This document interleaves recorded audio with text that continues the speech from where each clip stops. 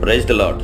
మన ప్రభు అయిన యేసుక్రీస్తు వారి నామంలో ఈ వాక్యాన్ని వీక్షిస్తున్న ప్రతి ఒక్కరికి హృదయపూర్వకమైన వందనాలు తెలియపరుచుకుంటున్నాను. ప్రియమైన దేవుని బిడ్డలారా, ప్రార్థన యొక్క శక్తి ఏంటో మనకు తెలియాలంటే బైబిల్లో యెహోషువ యొక్క ప్రార్థన మనకు తెలిసి ఉండాలి.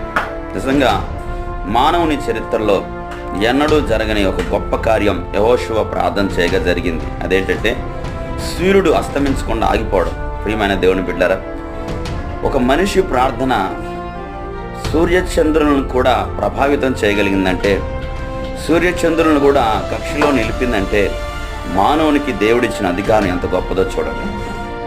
ఒక వ్యక్తికి దేవుడు ఎంత విలువిస్తున్నాడో ఇక్కడ అర్థమవుతుంది. కనుక పిల్లరా, ప్రార్థన యొక్క శక్తిని ఈరోజు ఎరిగి మనం జీవించాలి. ప్రార్థన యొక్క శక్తి ఏంటో ప్రభువుకి మనం ప్రార్థన చేసినప్పుడు ఆయన చేసే గొప్ప కార్యాలు మనం తెలుసుకుంటే మన జీవితాలు